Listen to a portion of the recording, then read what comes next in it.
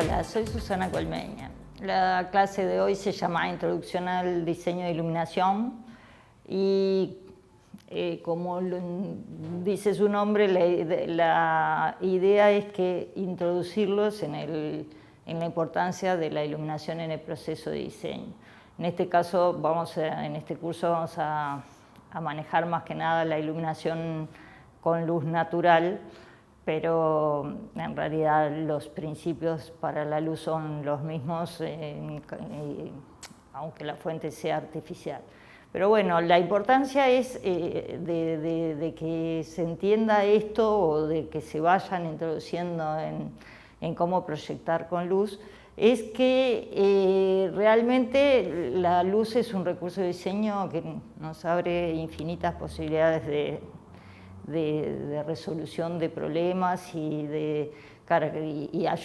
que sin duda ayuda mucho a la caracterización de los espacios, a generar espacialidades más atractivas, espacios más donde estar ahí es mucho más confortable que en otros, y bueno, pero para eso hay que aprender a manejar la luz en todos sus aspectos.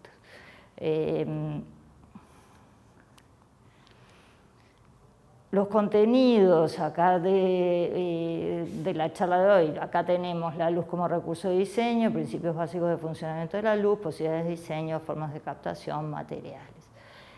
La idea es que la luz es la luz natural, además encima tiene el agregado de ser una fuente que no nos cuesta recursos, no se necesitan recursos económicos para disponer de ella, porque tenemos la disponibilidad ilimitada, y en edificios es importante tener en cuenta esto también, porque en definitiva es una economía de recursos, vamos a ahorrar plata en luz artificial en la medida que acondicionemos los espacios para captar esa luz que tenemos en el exterior y que disponemos de ellas gratuitamente. A su vez, de la forma que los captemos va a depender esa caracterización del espacio que decíamos. La idea es que ustedes vamos a ir desarrollando todos estos principios de diseño y todas las características de los elementos que integran ese diseño, pero que hoy principalmente es que se den cuenta de la importancia que tiene todo esto al diseñar arquitectura. Lo primero que tenemos que hacer es comprender cómo funciona la luz. Bueno, ¿qué tenemos acá? Tenemos una foto de la luna, de la superficie lunar, y atrás una gran mancha negra.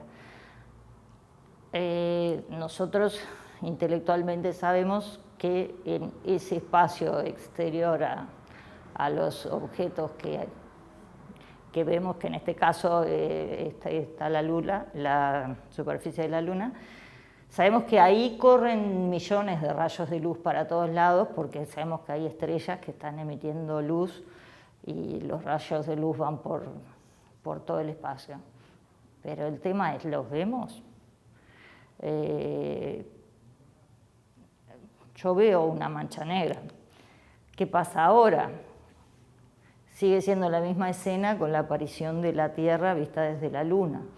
O sea, ¿qué fue lo que se modificó en la escena? La aparición de un cuerpo que hace que la luz se refleje y nos devuelve a nosotros observadores, en este caso, la imagen de la Tierra. Entonces, ¿qué conclusión podemos sacar? Que no vemos la luz, pero sí vemos la luz que reflejan los objetos. Ahí es cuando esos rayos solares, lo mismo pasa con la superficie esta lunar en la que parece que estuviéramos parados. Bueno, es la luz que nos devuelve esa superficie. Eso es lo que hace funcionar el sistema visual. O sea, no vemos la luz, pero vemos las cosas para tratar de terminar de entender cómo funciona esto. ¿Vemos las cosas? Bueno, ahora lo vamos a ver a partir de otra frase de Einstein, van a ver que ahí lo vamos a terminar de entender.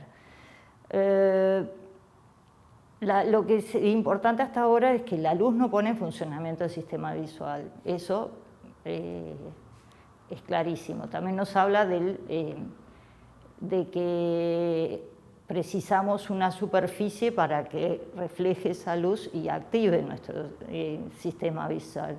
Y esto es importantísimo para entender el proceso de diseño, porque en el caso de la luz natural es diferente porque la fuente no la podemos controlar, digamos. Es una fuente que tenemos disponibilidad infinita, que está ahí, y en todo caso lo que hacemos es ver cómo lo captamos para un adentro, y cómo la manejamos desde la afuera. Pero la fuente en sí está ahí siempre. En el caso de la luz artificial esto cambia un poco, porque justamente esto que sabemos que al entender que vemos que el sistema visual se activa a partir de la luz reflejada por las superficies, nos podemos dar cuenta de que podemos llegar a hacer desaparecer cosas en una escena. Y eso no es un detalle menor, o sea, podemos manejar intencionalmente todo este recurso de diseño que tenemos. Y ahí se nos abren infinitas posibilidades, y eso es la parte buena del asunto, ¿no?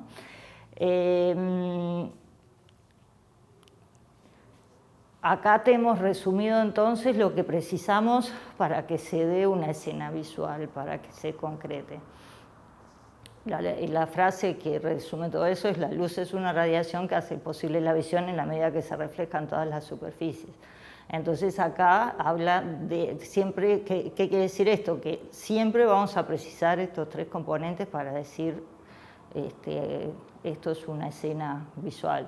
Vamos a precisar una fuente que nos ilumine, vamos a precisar una superficie que nos modifique esa luz que no podemos ver pero que sí va a accionar nuestro sistema visual, y en la medida que se refleja justamente en esa superficie, y precisamos obviamente un observador que capte la escena y procese esa información de luz en un proceso que ya lo vamos a ver, que lleva a que se transformen en impulsos eléctricos, y así se va a formar la imagen que realmente es lo que el cerebro va a procesar. Todo esto es importante además porque el 80% de la información que obtenemos del entorno es visual, proviene de las escenas visuales que tenemos alrededor, obviamente para las personas que vemos correctamente. Pero es importante porque si no entendemos este proceso, no vamos a poder trabajar en él, no vamos a poder trabajar intencionalmente con todo esto, ¿no? El resultado de qué va a depender de esa escena visual. Bueno, va a depender justamente de cómo manejemos esto, de las características de la luz, que las vamos a ver, de las características de las superficies y de las características del observador. Y siempre pensando en esa posibilidad de caracterizar los espacios y ver cómo podemos utilizar eso para generar escenas más interesantes y más confortables para la vida cotidiana. Acá viene lo otro que yo les quería decir que me faltó, o sea, la oscuridad no existe, la oscuridad es en realidad ausencia de luz. Yo la primera vez que leí esta frase dije, bueno, qué interesante, este señor Einstein era un señor muy interesante, y si dijo esto, ¿qué me está queriendo decir acá? Me parece que está bueno el concepto en el sentido de que el concepto de oscuridad empieza a existir en la medida que integramos ¿qué? A la escena. Puede haber una situación de ausencia de luz que es, no sé, imagínense un cuarto que no tiene ningún ingreso de luz, que está lleno de muebles. Eso es una situación de ausencia de luz, no hay luz. ¿Y cuándo empieza a ser oscuridad? Cuando se integra justamente el observador.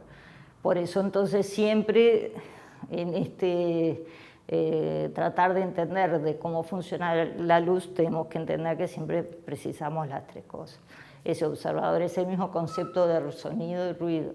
Sonido se considera cualquier sonido que se emita en cualquier caso, hasta cosas naturales, el viento, las hojas que se mueven. Pero eso, ¿cuándo pasa a ser un ruido? Bueno, pasa a ser un ruido en la medida que hay un observador que entra en esa escena. Si no, antes no era ruido, era un sonido. Esto es lo mismo. Tenemos una situación de ausencia de luz que pasa a ser una situación de oscuridad en la medida que tenemos un observador. Y también nos está hablando de la limitación del sistema visual para ver las cosas. O sea, no vemos la luz, no vemos las cosas. Vemos la luz que nos reflejan los objetos. Así que esa es la gran conclusión que desde el punto de vista operativo nos va a servir para proyectar arquitectura con luz. Bueno, acabamos de decir que no vemos la luz y acá yo veo en la diapositiva de la izquierda claramente delineados unos rayos que entran por esa cúpula perforada en un templo del mundo más oriental. Por un montón de características nos podemos dar cuenta de eso a partir de la foto. Pero ¿cómo era esto? Decíamos que no veíamos la luz y acá vemos la luz. ¿Qué está pasando acá? Bueno, hay un tema que hay que entender, que es que en la medida que hay material particulado en el aire, el rayo de luz se empieza a dibujar, digamos, ¿no? Lo podemos percibir claramente de su geometría por la presencia de ese material particulado que empieza a reflejar la luz y permite que el rayo se dibuje perfectamente, digamos, ¿no? Pero que quede claro que seguimos sin ver la luz, ¿no? Y vieron que cuando ustedes van a una discoteca o alguna cosa por el estilo, el recurso que se usa en esos casos es el humo. Bueno, es por esto, porque realmente no podemos ver la luz y esa es la forma de que esos rayos, esos efectos que son interesantísimos, se empiecen a visualizar. Pero la gran conclusión es que también hay que ver justamente cómo ponemos esa luz para que sea efectiva, porque si no podemos, sobre todo pasa mucho en el caso de la luz artificial, ¿no? Se puede llegar a poner un montón de luminarias que no son efectivas a los efectos porque no están trabajando de acuerdo a este principio que hablamos. ¿Qué vemos ahora? Vemos una cúpula, ¿no? Vidriada, o no, capaz que no. Yo en realidad veo una estructura de un material que debe ser metálico, pintada de blanco o un color similar, o gris clarito o algo así, que justamente por lo que hablábamos recién, nos está reflejando la luz y está permitiendo que nuestro sistema visual se ponga en funcionamiento. Y el otro material que está entre la estructura, digamos, puede no ser nada o puede ser un vidrio que, bueno, justamente por su comportamiento deja pasar la luz, no la refleja. Y ahí es un tema que, bueno, que vamos a tener que atender y entender mucho, ¿no? O sea, cómo funciona el material con respecto a la luz y porque justamente todos estos efectos los vamos a lograr a partir de la comprensión del funcionamiento de los distintos materiales. Bueno, en una clase de diseño e iluminación no podía faltar la famosa frase de Le Corbusier: la arquitectura es el juego sabio, correcto y magnífico de los volúmenes bajo la luz. Y es interesante el concepto porque resume un poco todo esto que estábamos hablando, todas las posibilidades justamente que nos da la luz para proyectar. Aparte, justo esta frase parece estar pensada desde el punto de vista de la iluminación natural, donde tenemos una fuente que está arriba, digamos, y esto es el juego de los volúmenes bajo la luz, una fuente que nos viene una superficie superior y bueno, y nos permite justamente jugar con los volúmenes, retranquear partes de ese volumen, generar sombras y eso es una gran parte del diseño arquitectónico, o sea, aprender a manejar todos esos elementos para que el resultado sea interesante desde el punto de vista arquitectónico. A su vez, si vemos esta otra frase, la luz, también la luz hace evidente el diseño arquitectónico. Eso está bueno también porque es como desde el adentro, la importancia que tiene la luz desde el adentro. La otra, la anterior era desde el afuera, bueno, ahora es desde el adentro. Y bueno, justamente cómo vamos a poder percibir el espacio de acuerdo a cómo coloquemos la superficie de captación, el tipo de materiales que sea, que utilicemos. Entonces, lo importante es entender que ustedes van a ser arquitectos, en el proceso de proyecto van a tener que tomar un montón de decisiones y casi todas son decisiones que tienen que ver con la luz. No solo por la captación para que podamos realizar la tarea que estamos realizando mejor, sino que cuando eligen colores, texturas, los materiales, todo en definitiva están tomando decisiones de luz.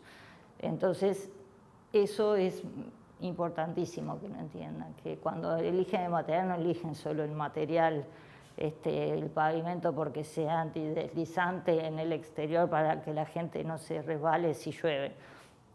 Está bien, es una característica que el material debe cumplir, pero también debe cumplir otro tipo de funciones con respecto a todo lo perceptual que en definitiva tienen que ver con cómo es el comportamiento de ese material ante la luz.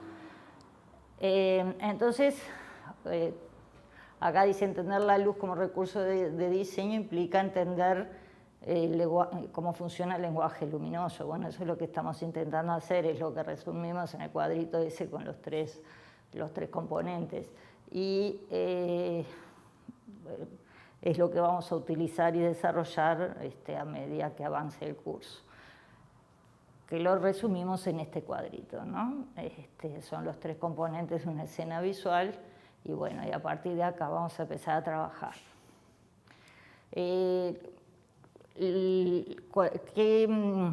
¿Cuáles son las posibilidades de diseño que se nos abren? Lo que decíamos antes, la posibilidad de articular la luz intencionalmente, de trazarnos un objetivo de diseño determinado y bueno, y a partir de eso tomar todas estas decisiones de luz que dijimos. En definitiva, un edificio siempre cumple objetivos que no son solamente funcionales de realizar una actividad, sino también pueden ser culturales, patrimoniales, simbólicos y bueno, y todos esos objetivos tenemos que ver, para cumplir todos esos objetivos, esto de articular la luz intencionalmente nos puede ayudar muchísimo. Siempre los ejemplos religiosos para estos casos son de los mejores. ¿Por qué? Porque justo la luz simboliza la presencia de Dios, de la figura superior, ¿no? Como le quieran llamar, pero sin duda el poder simbólico que tiene la luz en estos casos es innegable. Esto es la iglesia de San Pedro de Durazno, si hay alguno de Durazno la debe conocer, y que creo que se incendió o algún problema tuvo que la recicló el ingeniero Dieste.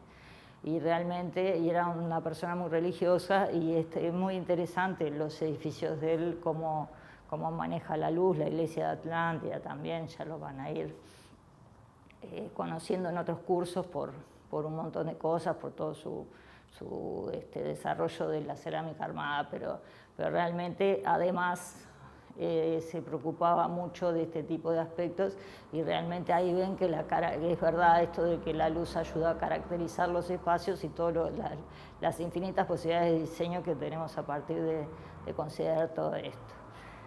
Esta diapositiva, la idea que tiene es, tenemos la arquitectura que va a ser nuestro marco, nuestra superficie reflejante o o la que nos va a brindar la información a partir de esa luz que se va a reflejar en todas las superficies de un espacio, pero también siempre pensar que hay un hombre perceptivo, ¿no?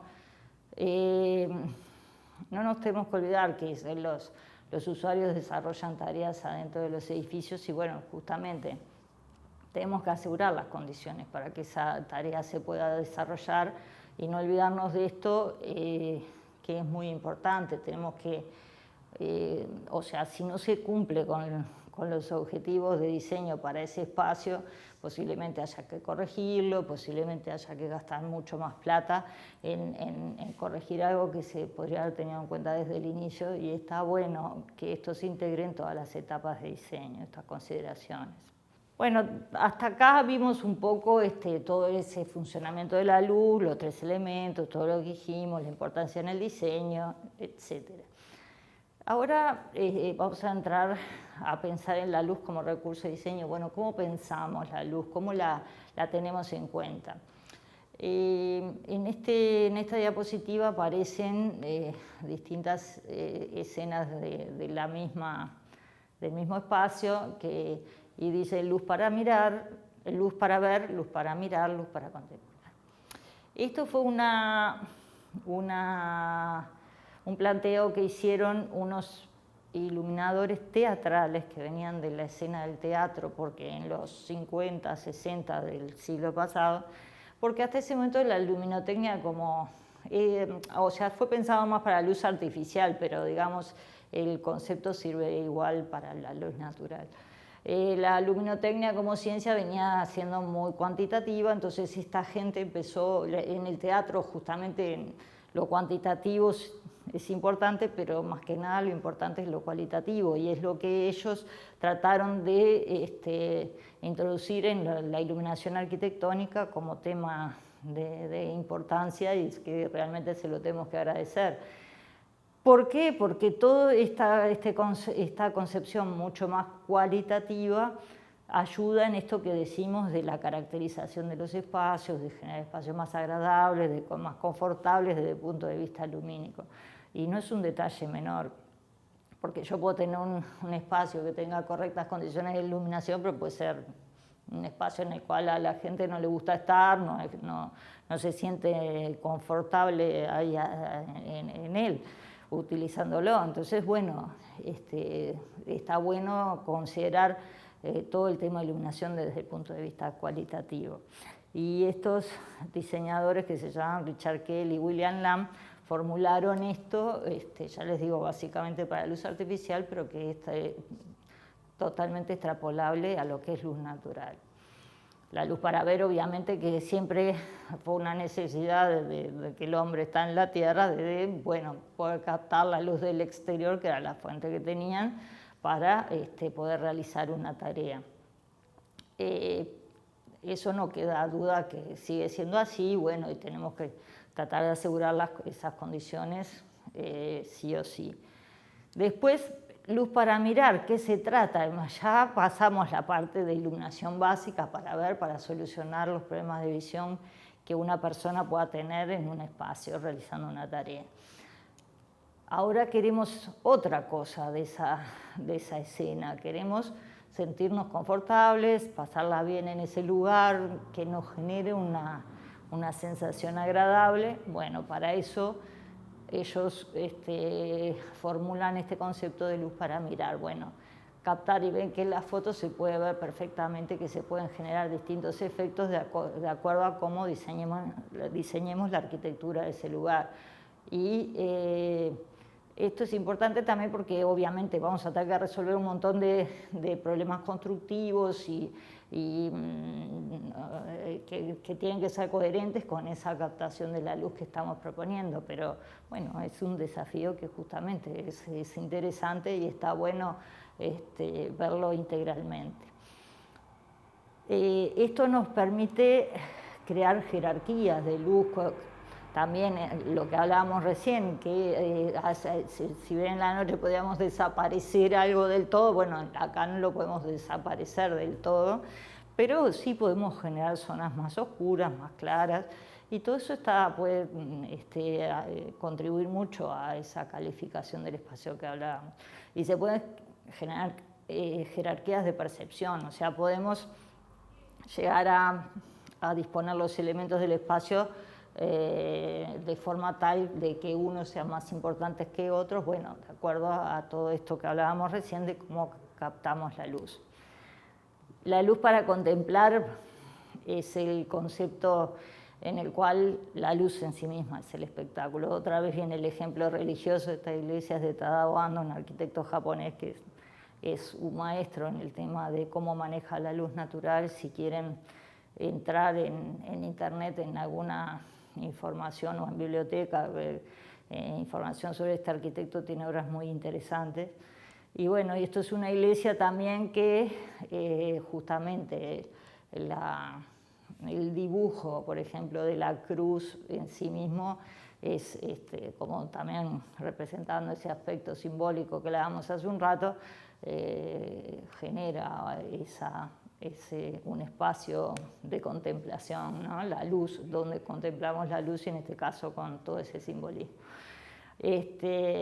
Así que la idea de esto es que se entienda que, bueno, justamente toda esta forma de entender la iluminación desde el punto de vista cualitativo es lo que queremos que a ustedes les quede claro, que lo incorporen como herramienta de diseño, si bien recién están empezando, pero que por lo menos estén alertas en la medida que van a encarar un proyecto que, bueno, pueden colocar una ventana, no es solo colocar una ventana, o sea, es mucho más que eso, se pueden hacer un montón de cosas muy interesantes y generar espacios mucho más interesantes en la medida que tengamos cuidado en estas decisiones. Y bueno, y otro que no queda ninguna duda es de que todo esto debe ser ir acompañando todo el proceso arquitectónico. No podemos empezar a pensar la distribución de los espacios de un edificio sin pensar cómo los vamos a iluminar. Entonces, bueno, es interesante también que lo pongan como un layer más. El layer es una capa del AutoCAD, que es el programa que van a manejar para dibujo técnico, y tienen que trabajar por capas. Bueno, la iluminación es una capa más, en un layer más en ese proceso de diseño que van a tener que encarar ustedes. Y por último, desde el punto de vista decíamos juego de volúmenes, decía la definición de Le Corbusier, juego de volúmenes bajo la luz. ¿Es cierto eso para todas las latitudes? Siempre tenemos una disponibilidad de luz, porque digamos que la luz que nos genera ese juego de luces y sombras es la radiación directa del Sol. En todas las latitudes tenemos disponibilidad de radiación directa del Sol. No es así. En los países nórdicos, sobre todo Europa y todo lo que está al norte, la disponibilidad de radiación directa es muy limitada. Entonces, este juego de volúmenes bajo la luz puede ser tan efectivo como en estas latitudes o en el sur de Europa, como, bueno, era francés Le Corbusier, ¿no? Lo que es interesante entender de esto, que bueno, eso puede suponer distintas instancias de decisiones de diseño. Nosotros podemos manejar en ese juego de volúmenes bajo la luz, no sé, generar algo más alto, más bajo, hundir un sector de edificio, sacar para afuera otro sector de edificio, y eso nos va a generar ese juego de volúmenes bajo la luz. Pero en esos países que no tienen disponibilidad de radiación directa, los recursos van a ser otros.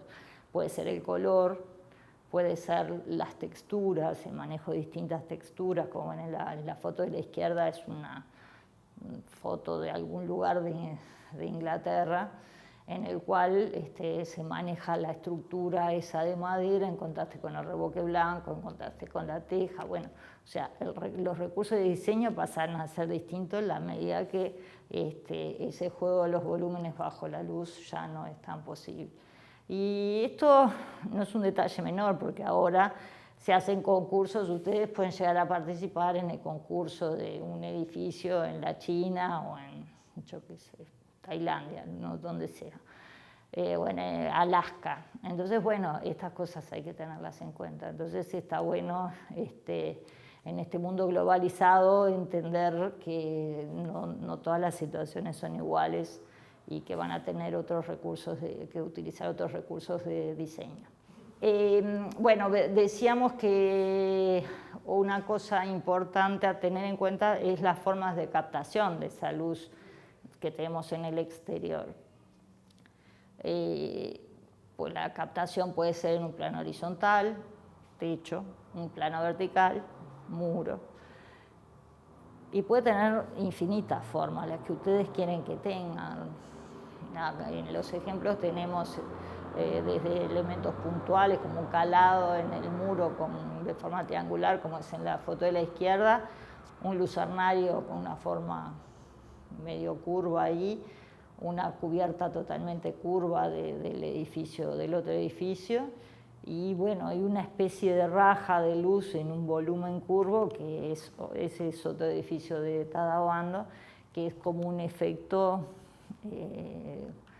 puntual y que bueno, va a depender también si algo tiene la iluminación natural que la tenemos, que es fundamental entender, es la variabilidad. Bueno, la variabilidad en la dirección, el movimiento relativo del Sol con respecto a la Tierra, que nos va a generar que ese efecto sea variable, pero bueno, puede ser otra característica a explotar desde el punto de vista del diseño, ¿no? Acá tenemos más formas de captación, distintos tipos de lucernarios, la foto de arriba a la derecha con unos pilares que tienen un calado en su perímetro que bueno, genera un efecto muy interesante. No puse otra foto de cómo se ve el espacio iluminado que queda muy bueno. Y bueno, la idea es que también entiendan que una ventana no es un rectángulo de 1 por 1,20. Puede ser una forma de captar la luz natural, puede ser la que ustedes quieran. Y por eso está bueno que entiendan que se les abren infinitas posibilidades de diseño. Además de la forma, tenemos que tener en cuenta las características de ese cerramiento. Bueno, en la foto de arriba la idea son distintos tipos de filtros, digamos. O si ponemos, no sé, 2 vidrios y en el medio cualquier cosa, piedrita, florcita, lo que sea. Es a modo de ejemplo, ¿no? Esto es una iglesia en Alemania, no me acuerdo el autor, que es muy interesante porque hace todo un juego en base a ese filtrado de la luz con distintos elementos. Es una posibilidad de diseño más. Acá justamente no es me gusta, no me gusta, no, es abrir la cabeza a las posibilidades de diseño. Algunas nos van a gustar más, nos van a servir más en algún caso y otras en otro. Bueno, pero son todos recursos de diseño, lo tenemos que reconocer como tales. En la foto de abajo vemos otro tipo de filtrado de un cerramiento exterior, un postigón con un calado que bueno, también va a hacer que esa luz en el interior tenga determinadas características de acuerdo a cómo es ese filtrado en el exterior, ¿no? La otra foto también es una especie de raja que se genera entre la unión del espacio del plano vertical con el horizontal. El horizontal de la galería es el techo de la galería, el plano vertical es el plano del muro. Y bueno, pero eso es un efecto intencionado del arquitecto que proyectó eso, que podría no estar, pues podría no existir, y sin embargo le genera un ritmo que tiene su interés. Bueno, por eso les digo, hay posibilidades de diseño infinitas. En cuanto a los materiales, bueno, el edificio de arriba a la izquierda es un edificio del arquitecto Moneo, está en San Sebastián, en España. Está sobre la playa y ustedes ven que las características de ese cerramiento vertical tienen una parte en la cual la luz entra, pero no pueden ver para afuera. Pero también tienen una ventana, que la luz entra y además pueden ver para afuera. Bueno, ese ver, no ver es un juego que también lo podemos manejar intencionalmente para y guiar la percepción de la forma que queramos. Bueno, para eso tenemos que elegir los materiales adecuados. Para el caso del ladrillo de vidrio también tiene un comportamiento similar. Al ser texturado, digamos, no nos permite una visión perfecta de lo que pasa del otro lado. A lo sumo percibimos cosas que se mueven, pero no llegamos a tener una imagen perfecta de lo que pasa del otro lado. Las fotos de la derecha es un cerramiento, es en una bodega que se utilizaron gaviones, que son unas estructuras metálicas donde pusieron piedra. Creo que es en el sur de California, donde It Never Rains, como dice la canción, o sea, nunca llueve. Y el cerramiento es ese calado de piedra, digamos. Y está en el piso y en la pared el efecto que genera esa luz que se introduce entre la piedra. Es otro efecto que es muy interesante y bueno, les podrá servir o no a los efectos de sus diseños, pero es un efecto muy interesante. Obvio que todo esto además van a poder investigar y hacer pruebas y descubrir cosas nuevas, pero lo interesante es que lo incorporen como posibilidad para el diseño.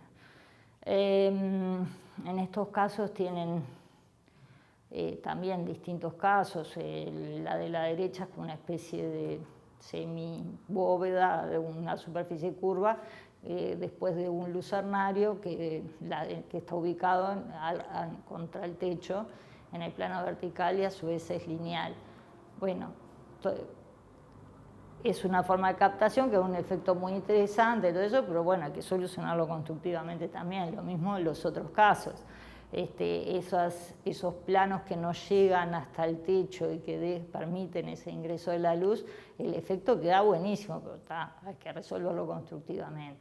En el caso de la derecha abajo, bueno, las superficies de captación son variables, van generando un dibujo por esa alineación inclinada que tienen, que es otro efecto posible. Y bueno, les podría presentar muchos más ejemplos, pero la idea es que ustedes a partir de ahora, cuando vean, se enfrenten a algo, traten de ver con estos ojos cualitativos que les quisimos mostrar acá, no sé, todos los espacios que visiten, que vean, que disfruten.